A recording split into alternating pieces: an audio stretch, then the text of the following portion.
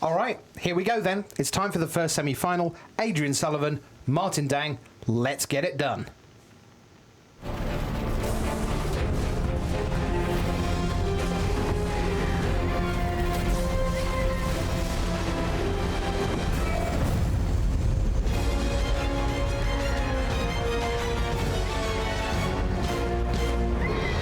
Afternoon, good evening, and good night wherever you are around the world. You are welcome to this, our first semi-final of Pro Tour Dragons of Tarkir. Rich Hagan sitting alongside Hall of Famer Louis Scott Vargas and the Pro Tour historian Mr. Brian David Marshall. There you see the feature match area. Just one table remains for this man, Martin Dang of Denmark, in his 11th Pro Tour, his first Pro Tour top 8. Can he get it done with mono Red Aggro? Or will it be this man, Adrian Sullivan from Madison in the United States of America, his first Pro Tour top 8 as well? He will be using the tools of Blue-Black Control, the sporting handshake, and we are go. Brian David Marshall, what can we expect in this matchup? Well, we can expect Adrian Sullivan to be on his back heels here against the very fast red deck from Martin Dang. His deck is not suited to fighting this particular matchup. Game 1 gets much better for him after Game 2, I think, Luis. It does, once he gets more black removal spells and has a little bit more ways to stop early aggression like the turn 1 Zergo Bell Striker that Martin has. Talking to Adrian just before the match, he felt he was close to 50-50 for Game 1. Maybe that's a little optimistic, but he did feel he had a decent shot at one before things got a lot better. And if you're just getting up to watch, we should give you a little heads up about how Adrian Sullivan plays his cards. His lands are going to be in front of his creatures. They're going to be upside down facing his opponent. His exile zone is going to be beneath his deck, and his graveyard is going to be closest to the table edge next to him. So it can get a little disorienting at times if you're watching this. You say, why are those exile? That's not it. That's where his zones are. He plays everything upside down for the ease of his opponent to read his cards. So Adrian had an interesting decision this turn. He chose to play an Opulent Palace tapped instead of playing a Polluted Delta. The Delta would have let him cast Bile-Blight on Zergo, but he wouldn't have been able to cast either of his 2 Dissolves next turn. He has no more lands in his hand. So he chose to play a tap land against a mono red deck instead of playing a removal spell, which is a very defensible line of play given that he's got double Dissolve in hand, and that's in fact one of the choices that the blue-black deck has to make. Even though it's a 2-color deck, it's still trying to cast Bile-Blight on 2, Dissolve on 3, and that's not very easy. Martin Dang adds Monastery Swift Spear to the board. It has haste, of course, so in it comes. Sullivan at 18. Martin Dang's 20 life is going to be largely irrelevant until we know, probably, that Sullivan is just going to win, regardless of Dang's life total. So certainly Sullivan's 18 is what matters right now. And there you see a forest that's there for a Tarkir's Command and for Become Immense. Most notably Become Immense, because that's the sweetest of the two. But Tarkir's Command is the 4 of, Become Immense, of course, the 1 of. There's a Lightning Strike in combat from Martin Dang. And that, of course, triggers Prowess on the Monastery Swift Spear. So Adrian has to decide whether he wants to cast Bile-Blight, which is what he does, or cast Dissolve. I like casting the Bile-Blight because it prevents only 2 instead of 3, but now the Swift Spear is gone. It means that next turn, if you end up casting Dissolve, you take less damage from Martin's creatures. And Martin had a hand with not a ton of creatures. He only had the Zergo in his opening hand, drew the Swift Spear, and now is actually pretty close to being out of permanent threats once Adrian kills the Zergo, which he may do post-combat here because he wants to keep Dissolve up. How many cards do you have? That's a lot of cards. That's a lot of cards, says Adrian.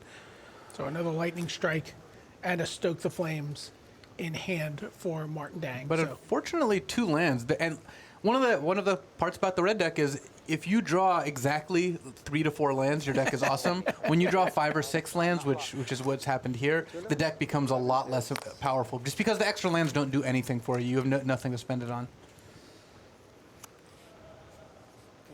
Martin passes the turn. I mean, he's only running 20. Now do you just Stoke the Flames here in response? I like stoking here because it costs so much mana, and because I think it's obvious that Adrian has a counterspell in hand because he took 2 from the Zergo, and 2 points of damage is no joke against a red deck. So it's clear Adrian's leaving mana up for Dissolve. This way you get to use your mana now. When Adrian passes the turn, you get to untap, and then you've already resolved your stoke. You don't give him an opportunity to cast Dissolve. Sullivan at 7. Dang, of course, still at 20. So Sullivan kind of running out of choices here, so he has to take the extra point there as he fetches up what I think is a Tempest Mountain. It's actually one of the Saga Islands, and I know that because David Ochoa plays that island in every constructed deck that he uses islands. Oh, wow.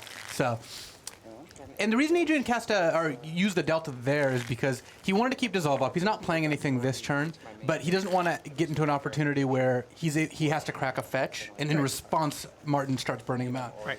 You're used to your lands, operating at mana source speed, uncounterable, but turns out Polluted Delta actually isn't just a normal activated ability. Your opponent has a window there. And against a burn deck, that can be incredibly relevant. Yeah. Have you missed a land drop yet? Or are we on top? Though the life total is quite relevant How here. many cards he has? No one mulligans. 6. Can I see how many? Except 11 is fetched. How many cards do you have in your hand? 6. I played first. Just checking that there are the right number of things on the right side. Yeah, and of course Polluted Delta counting as an extra because it went ahead and got an extra card. I believe he has 2 on. Okay. Then we agree? I have already drawn. Excellent. I just wanted to make sure. Right, so they were just checking, have I done my draw step? Yeah. Yes, it would be very bad. And if I didn't draw a card and I should, that would be bad too. Go. Nice. This game is fairly close. Martin now has Lethal Bird in his hand, but he's got no threats in play. Adrian has no reason to tap out, but Adrian also, he's hitting a land drop this turn, but was missing land drops. At some point, Adrian's going to have to tap his mana for something. And here, Martin having 6 or 7 lands is actually good. That was very patient, though, because when Adrian shipped the turn, Martin, I would have thought a lot of people would have just reached out with the lightning strike and gone, let's try and put you to 3 right here, right now. But instead, he's like, no, that's fine. Well, Martin's in a situation where he's actually very favored to win this because Martin has so many lands that he can always keep up double Lightning Strike. If Adrian ever taps below 3 mana, both Lightning Strikes are going in Adrian's face. Right. So here's a dragon fodder. And Martin's under absolutely zero pressure to do anything. So now that Adrian cast this Dissolve, I would expect... Yep. Boom. That's the end of that. Turns out 2 strikes and you're out. Yeah. And so that gives game 1 to Martin Dang of Denmark. This is So we'll be right back after these short messages from your local or even international station. Your dragon, their doom. Dragons of Tarkir is now available on Magic Online. Dive into the new set by signing up for Magic Online at mtgo.com. Are you new to Magic or know someone who is just starting out? You're in luck because Magic Duels is the best way to learn Magic and a great way to teach your friends. Look for Magic Duels Origins this July on Xbox One, PC via Steam, and tablet via iPad with PlayStation 4 joining later this year. Visit magic.wizards.com/duels for more information.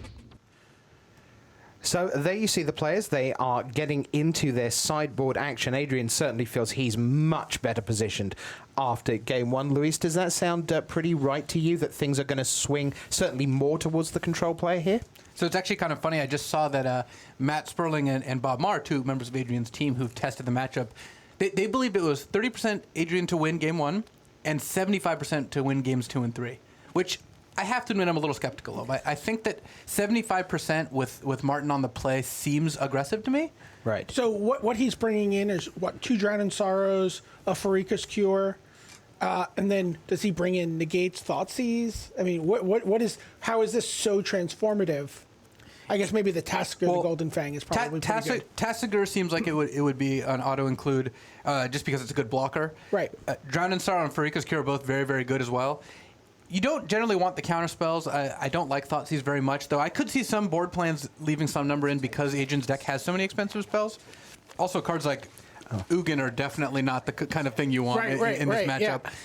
I certainly agree with them that it gets better for Adrian post-board. Game 1 is Mono Red's game, or at least it's favored, but post-board Adrian does have 3 mana wipe the board effects, and Bioblood sometimes even a 2 mana wipe the board effect. Sure, but I mean, but counting up those cards, it feels like a fairly small number of cards to have such a huge swing on the matchup. Yeah, which is why I think 75% seems a little high. Though I wouldn't be surprised if 30% was also a little low. I could see Adrian winning more than 30% of game 1s. I mean, that game, had Dang drawn 1 less spell that game, or at least drawn it at a different time, I could see it go the other way. Now, what about Dang? In his sideboard, he's got Eidolon of the Great Revel, Goblin Hail Cutter, Rabble Masters, Destructive Overlay, Hall of Triumph, 4 Roast, and Scouring Sands. Other than maybe the Rabble Masters, is there anything he's bringing in here? I mean, I could see Eidolon. It's a sorcery speed card that doesn't really add up with a lot of your other cards all that well, but it's also pretty punishing to spells. And Deng does have cards he doesn't like in his main deck, like Frenzied Goblin or Wild Slash are not really what he's looking to have. So he's got enough options to take out that, yeah, I would imagine the Eidolons come in. Louise, I want to ask you about a card in the mono red deck, Zergo Bellstriker. There you see it on the screen. I'm very interested in this word legendary because on the face of it, you expect 6 and 7 drops to be legendary, and that's fine. So you only play 1 or 2 of them. You want to draw 1 copy of them. But ideally, if that word legendary wasn't there, of course you'd be playing 4 Zergos. How did your team and other teams go about approaching the legendary restriction on Zergo Bellstriker? Mainly what it does is it reduces it from a 4 of to a 2 to 3 of, more often a 3 of. It's a 1-drop, so when you cast it, its lifespan is generally not all that long, so drawing 2 is not horrible. And Zergo's a decent top deck later because of Dash. But yeah, Zergo being legendary definitely impacts the number of copies you'll play. And you see here 3 copies in Martin Deng's deck list, and not, clearly it would be if it was actually just some guy, it would clearly be just 4 of them in his deck. Definitely. Yes, one of the nice flavour changes, the way that the Khan's transformed, sort of trumped by the Summit Prowler, which is one of the great, for those of you who haven't seen, identical artwork. Oh, except the dragons in the background. This is a pretty significant transformation in this case, though, where it goes from, limited, pretty good card to standard bomb by downgrading his power his power and his casting cost. Someone cast a Shrink on Zergo Helm Smasher, taking him from a 7-2 to a 5-2, but also trim the casting cost by 4/5, which, turns out that is the one way to get into standard. Yeah. Be red and cost 1. Yeah. Lean, mean red machine. Zergo Bellstriker there, which could be the turn 1 play. 4 different Martin creatures Deng. who are red 1-drops in Martin Deng's deck. The Founder's Sheet Denizen, the Frenzied Goblin, and the Lightning Berserker. Oh, actually 5, also counting the Monastery Swiftspear. So. Yeah, I really hoped Deng during this tournament comboed the 1 of Frenzied Goblin with the 1 of Lightning Berserker with the 1 of Become Immense, just to Tron up and deal like 12 in a single turn. Players are looking at their opening hands. There you see Sullivan's grip. He's got 4 lands, 3 some temples there. He's got a Farika's Cure, Bile Blight, Crux of Fate. Will it be dragons? Will it be non-dragons? Well, we'll see what happens. And over here, well, we've got 3 land in the middle there. You can see Become Immense. And the players are going to keep. So Sullivan's away with a temple, and it's going to be a point of self-inflicted burn on Martin Deng as he goes and finds the mountain that he wants. And he is putting that into play tap because, as BDM says, so many 1-drops. And there you see, it looks extraordinarily likely that you're going to see a Swift Spear turning sideways. The spear. It looks like he also just drew a Lightning Strike on turn 1. So how do you feel about this hand? This hand is solid. It's missing a powerful 2-drop, but it does have, Hordeling Outburst, Become Immense, Lightning Strike. It's got a decent amount of spells in Atarka's command. The red deck has trouble mulliganing hands that have like 4 or 5 spells in them. And two Wooded Foothills and Become Immense. That's like the combo. Yeah. So more importantly, Adrian found a second land that came into play untapped. His opening hand was all temples, but because of the Urborg on turn 2, Adrian has basically the dream hand, and this hand does look like it's above 75% to win this particular game. Yeah. With turn 2 Farika's Cure, turn 3 Bile Blight on the play, that's exactly what you can ask for.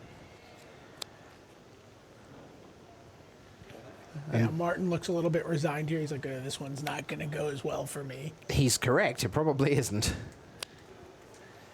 As we see interplay tapped once again. So interesting here, Adrian decided to play an Opulent Palace instead of one of the 2 temples in his hand.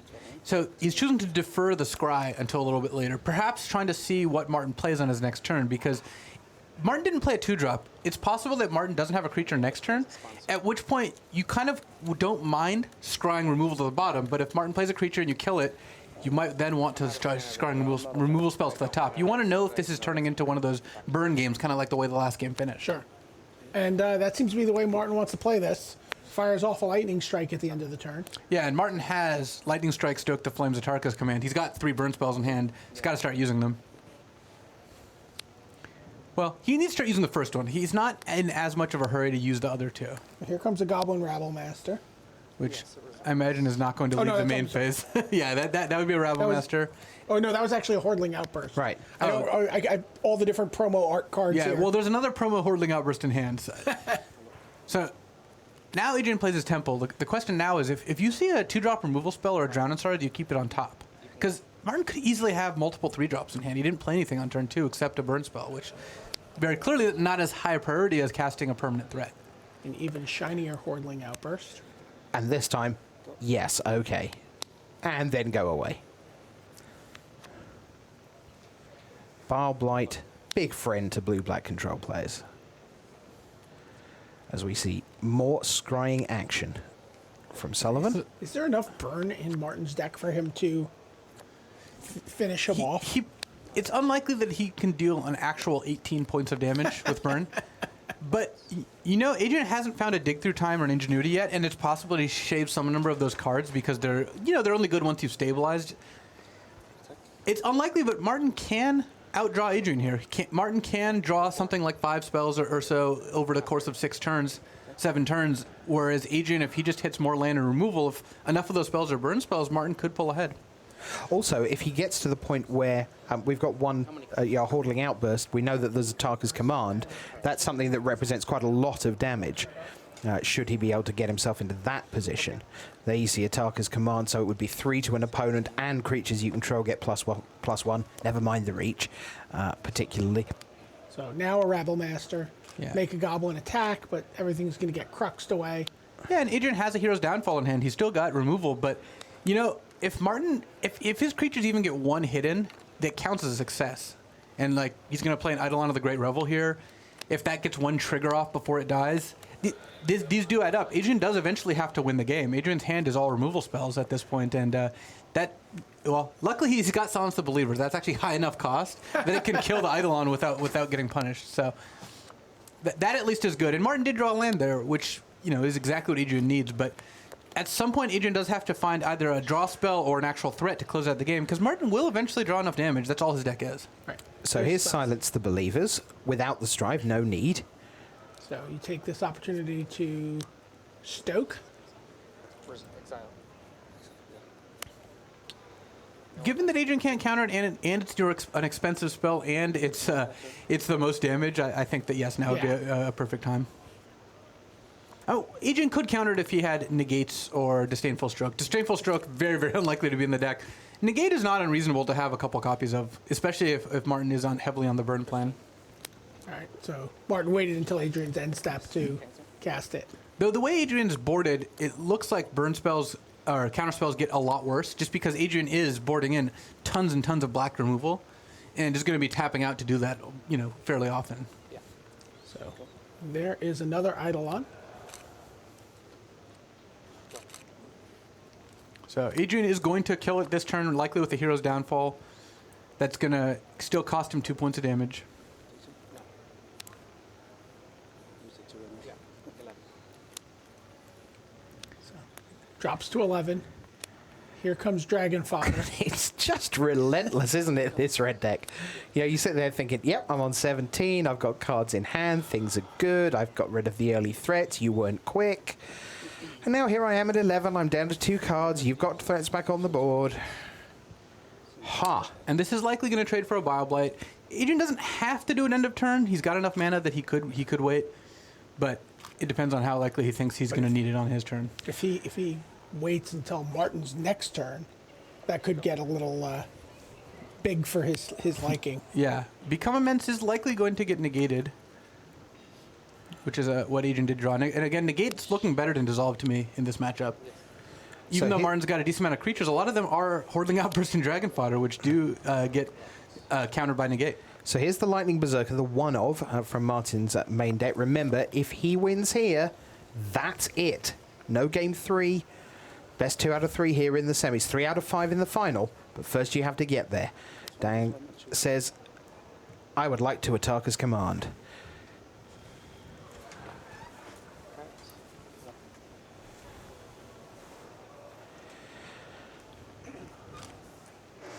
And Dang looking pretty calm and fine here, and Adrian looking like he's really got some stuff to puzzle out. Tarkus command, yes. Tarker's command, yes, he says. Adrian could actually trade all of his cards for all of Deng's cards if he wanted. He could have gone Negate, Bile-Blight, and Hero's Downfall. He's choosing to do 2 of the 3, though. The board is clear once again with Sullivan. Oh, the Radiant Fountain. I was about to say 8, but no. Yeah. Foundry Street Denizen. For Deng. There it is. This is exactly what Adrian needed. Interpret the Signs is going to give him a massive influx of cards, and it's kind of what he needs to put the game away. This kind of game is losable without a card like Interpret the Signs, but once you hit Interpret the Signs, then assuming he finds a card with mana symbols in the upper right, he's in pretty good shape. Anything This other feels than like a 3 land. signature Adrian Sullivan type of card here.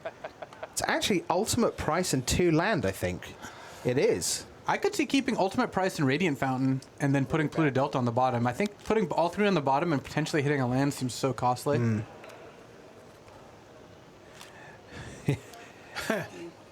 He wasn't super happy with that. No, and that did not lock the game up. Adrian did not hit a 4 or 5 drop to really get the game to a spot where he's got full control. He's in good shape. Adrian's definitely ahead here, but the game is not over. He's going to be able to go to 12 next turn. He's got another Fountain in hand now. And he's got Ultimate Price and Negate and has enough life that I don't think he needs to use the Ultimate Price unless Deng does something that prompts that. If that something has become immense, Ultimate Price is going to be very, very good.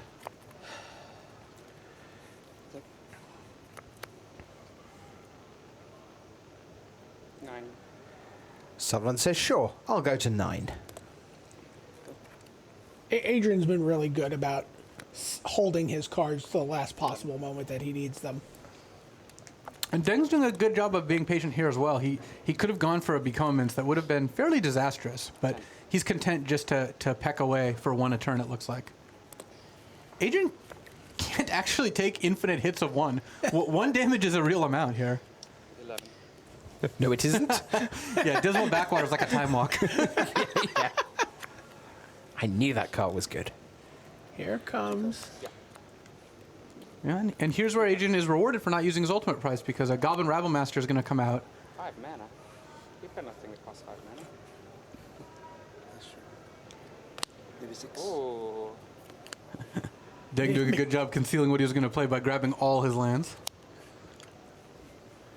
Yes. Yes, says Adrian. No. I'd like to attack. No, no, no, no, no. Okay, so get in for 2 this turn. 11 to 9. So 2 damage. Yeah, maybe. 2 damage, maybe. I think this is a good spot to use Become Immense. Adrian is just very willing to take the 2 here. 2's a real amount. And he just used a removal spell, and Rabble Master only has 2 cards.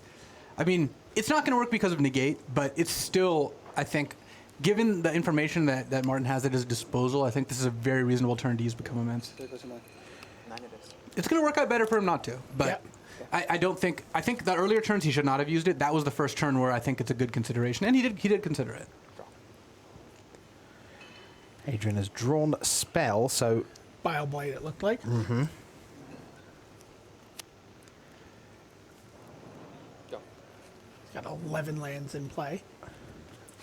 and 9 life to play with. Another Foundry Street Denizen. But this is going to play right into Adrian's hand here if he wants to trigger is. the Foundry Street Denizen. One of the likely outcomes of this turn is that neither player has cards in hand, because Deng's going to cast Foundry Street Denizen. Yep. Adrian Sullivan's going to very clearly be happy to Bile-Blight the 2 of them. Become Immense is going to come out for Martin, and Adrian's going to negate it. Now, which Bile-Blight? Yeah, you target the just played. You want to target the attacking wanna one in target case the of second? like a lightning strike. Try and become events. 3 and 3 for me. So, a little bit of delve action to finish off the Become Immense. There's the negate. Red hot stack action. Hell bent for Adrian So- Sullivan. Lightning strike in hand still. I from actually Martin. like lightning striking your own Foundry Street Denizen there. I think a Foundry Street Denizen is slightly better than a lightning strike. Is that a Rabble Master? Ooh. Oh, it looks like, yeah. I can't tell the difference. That's a Rebel Master. This game could be over in like one turn, 2 turns. And that puts Dang into the driver's seat again. He's 1-0 up. He managed to run Sullivan out of cards. What has Sullivan got here? He's got a Drown in Sorrow. Wow. That was a nice draw, Adrian Sullivan. He did not have very many turns to draw that. Well done. But like there's Dang drew more. something. Yeah, and every time, this is the great joy of Mono Red. It's Zergo He dashes it in for. So- yeah. and plays around if there's another Drown in Sorrow or something Which like that. Adrian just drew. So Martin's 1 point short of advancing here. Can he do it? He's drawn Mana Confluence. I'm going to dash again. Yes. In. And the sorcery speed removal can't handle Zergo. A dangerous Is- polluted delta. Is Martin Dang into the final? He just has to cast his Lightning Strike, which he may or may not want to do now. I think it's reasonable to not do it now because you don't want to give Adrian a scry off dissolve. Sullivan down to 2. But Adrian's just going to die to Zergo, even if Martin doesn't cast Lightning Strike in 1 turn here. And Martin's definitely going to be dashing Zergo in next turn. Adrian Sullivan, he's drawn a land. Go. Passes the turn. Martin Dang, I'm just going to go thin my library a bit. No reason not to do it all properly. Well, you want to have an extra burn spell for this. Still had all these. Right.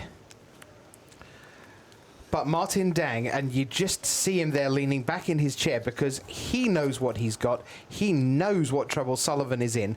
2 points left. Adrian Sullivan's had a fantastic run. 2. Yeah. Pay 2. Dash. Zergo, dash. Pay 1. Monastery Swift Spear. Haste. In. Next word, handshake. There you go. Martin Dang of Denmark by 2-0 defeats Adrian Sullivan in the first of our semi-finals here at Pro Tour Dragons of Tarkir. And we thought he was favoured in game 1. We thought Sullivan was favourite in game 2. But ding dong dang, Zergo rings the bell for Martin Dang of Denmark. Goodness me, the legend gets the job done. So congratulations to Martin Dang there of Denmark, who claims the semi-final, and the players there getting into the discussion afterwards.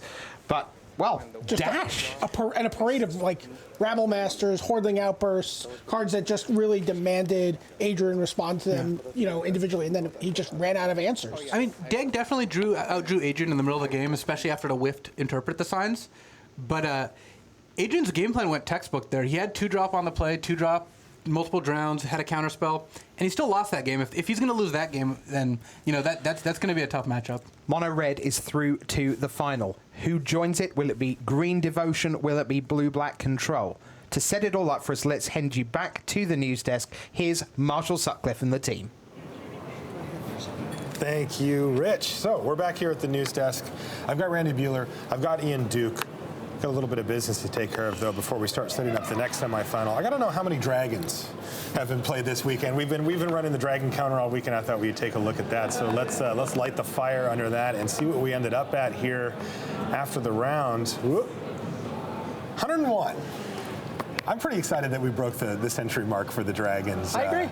Would you have thought that would happen? I'm curious. Yeah, I've been expecting dragons all weekend. All right. I mean, 100's a lot. I didn't know if we hit the actual number, but I'm certainly not surprised by it. Yeah, none for that match, but there could be more in the future. So I think Ugin's the only one they even had between their lists. So. right, and yeah, only one of those. So let's take a look here at our bracket. We can set the stage going into our last semifinal match. We are working our way through this tournament at breakneck speed. The help of Mono Red, not too bad there either. But you can take a look at the quarters as they broke down. Adrian Sullivan, of course, advancing. Martin Dang joining him, and on our top bracket, Shoti Asoka and Andre Strasky are who we're going to be talking about here, because that is our next match, and this is a huge one for both of these players. Now, they're both kind of at different ends of the Magic spectrum. Shoti Asoka has been playing and succeeding for a long time. Andre Strasky has been playing for a very short period of time, but succeeding the whole time that he's been playing. I want to start with Andre Strasky. Let's take a look at Andre. He's only 19 years old, from the Czech Republic. And this is already his second Pro Tour top 8. He's got 38 lifetime pro points. And you can see well-rounded player there. Standings by format. Looser draft 5-1. Standard 8-1-1. He crushed this tournament. Yeah, absolutely. And what really stuck with me, Marshall, is your interview with Stanislav Siska earlier. That he's just a great student of the game. You know, he puts a lot of effort into learning, to absorbing information from his fellow players, and it looks like he's got a long, promising career ahead of him. Yeah, you know, Stanislav thought that as well. The things that really stand out about Andre, for him, now remember, they all live in like a magic house over there. Yeah. You know, also Ivan Floch lives there as well. Is that Andre is humble. You know, it's pretty easy when you're 19 and you come in and you make a top 8 at the Pro Tour, and you even do another one, to let it just go to your head. You know, you can get that overconfident thing going. You know, when you're young and you're kind of like, yeah, you know, I got this game figured out. This is all me. He's not like that at all. He apparently is very. He asks a lot of questions. You know, they had Martin Yuza over to do drafts. He was asking him questions about that too. So he thinks, Sivka thinks that Andre is going to be one of the big stars in Magic in just a few years. And I mean, he's making a case for it right now. Yeah, absolutely. Let's take a look at Andre's deck. He's playing green Devotion. It's got a little tiny bit of red, but this is basically a mono green deck, Ian. Yeah, with some unique twists here, actually. So a couple things that are interesting about this deck list. He's got a little bit more of a beatdown element than many green Devotion decks, too. He's got Serac the Hunt Caller and Boon Satyrs, so he's capable of putting some aggression on these blue-black control decks, like what Yasuoka's playing. But more than that, the really big innovation here is the presence of 4 copies of Dragon Lord Atarka. Just a tremendously powerful card. She comes down, she can wipe your opponent's board. She's an 8/8 flying trampler for only 7 mana. The big flampler, yeah. Yeah, and to support Dragon Lord Atarka, he has his Nykthoses, of course, as per a traditional green Devotion shell, but he also has See the Unwritten. That's sweet. Yeah, so this is a card for 6 mana. You can look at the top 8 cards in your library. If you have Ferocious, if you have a 4-power creature, you get to pick 2 creatures from the top 8 and put them directly onto the battlefield. Of course, 2 awesome creatures to choose from would be Dragon Lord Atarka and Serac the Hunt Caller. You can give Atarka haste. She cracks in for 8, rather, in addition to sweeping your opponent's board. So some powerful plays that this deck can muster. And again, like I said, also capable of beating down, which is important against the blue-black decks. You know, one of the cards that stands out to me, Ian, as well, considering that Andre is about to play a control matchup, is Whisperwood Elemental. Yes, that is going to be probably the key card in the matchup. What's so special about Whisperwood Elemental is that, so of course, the longer it stays on the battlefield, the more creatures it's going to put into play. But also, it gives you resilience against cards like Crux of Fate, which Shouto Yasuoka is, of course, playing. So once the Whisperwood comes down, if it's not countered, it's really going to protect your board, put pressure on the opponent by itself, and then, give you resilience against the sweeper as well. Yeah, it's pretty impressive, too, about Dragon Lord Atarka, which you just mentioned. She's probably not going to be killing too many creatures in this matchup. There are a few. We'll talk about that in just a minute here, about what Shota's up to. But just the 8/8 flying trample is just a house in the air. Yeah, it's not one of the best cards against a control deck, to be sure. But game 1, when you're stuck with it in your deck, at least it's a threat that's capable of winning the game by itself. And if the game plays out in such a way that both players sort of trade 1 for 1 for a while, and Shota gets low on answer cards, if Dragon Lord Atarka comes out and sticks, I mean, 8/8 flying trample ends the game in a hurry. Okay, let's move on now to the opponent. That's Shota Yasuoka from Japan. This is his second Pro Tour top 8. A lot of success at the Pro Tour level, but only second top 8. I think a lot of people are surprised that this is Shota's second top 8. Yeah, the 7 top 16s, it's almost a fluke that out of 7 times he's been in the top 16, 5 of them have been 9 through 16. That's like a match, right? Yeah, absolutely. Win a match, top 8 in any of those. Maybe even tiebreakers, right? Right. 375 lifetime pro points. So he is right on the edge of going over 400. He's got the 18 Grand Prix top 8s with wins there. He's actually a Pro Tour champion as well. Pro Tour Charleston, his previous top 8. Team constructed Pro Tour, which his team won. It was him, Tomoharu Saito, and Tomoharu Kaji. And he also was Player of the Year that year in 2006. So he's got a fantastic resume, 30-year-old from Japan. And he's also considered one of the best deck builders for Constructed, as well as players. He gets a lot of respect for the brews that he's willing to bring to tournaments and how well he does with them. Also, little things that maybe aren't as high on some people's list, but like he plays so fast, yet so well. It's hard to understand like how much horsepower he actually has going in that head. Oh yeah, and a lone wolf too. It's not like he has an elaborate team of people that are feeding him ideas or handing him decks. It's just him. Who did you prepare with? If you look at his player profile, it says no one. Yeah. Just disappears. Yeah, disappears, emerges every couple of months, and crushes the Pro Tour. Okay, let's take a look at what Shota's playing. Randy, real quick, give us an overview of what Blue Black Control is up to in the hands of Shota Yasuoka. Yeah, this is the new flavor of Control deck. Get used to it. I think this is just the way Control is going to work for all about dragons? a year or 18 months or so now. It is about the dragons. He's got 6 dragons, a couple of Dragon Lord Silumgars, a Drifting Death, 3 Icefall Regions because he really wanted a 5-drop, couldn't have too many 6s, and Ugin if you're going to count that as a dragon. So that presence of those half-dozen dragons allows him to play Foul-Tongue Invocation, gaining life while killing a creature. It allows him to play Silumgar Scorn, which I think is really the most impactful addition to this deck. The dragons plus dragon reveal cycle really sets everything up. Ultimate Price makes the mana a little easier too. That's maybe the hidden thing with this deck, the way Blue-Black Control has changed. You're no longer trying to go Bile Blight into Dissolve with your mana base. Which is a tough sell. It is tough. I mean, he's still got a couple of Bile Blights, but it is a lot easier to go Ultimate Price into Dissolve, or just to go Silumgar Scorn into Dissolve. You get to be a little more blue-based with your mana. I mean, some people are going to splash white in this deck. Shota has decided to have the more consistent mana base. He's not splashing white for Dragon Lord Ojutai. He's like, Icefall Region is good enough for being my 5-drop dragon. The rest of the deck, ways to kill creatures, ways to draw extra cards. You see 3 copies of Jace's Ingenuity and 3 Dig Through Time.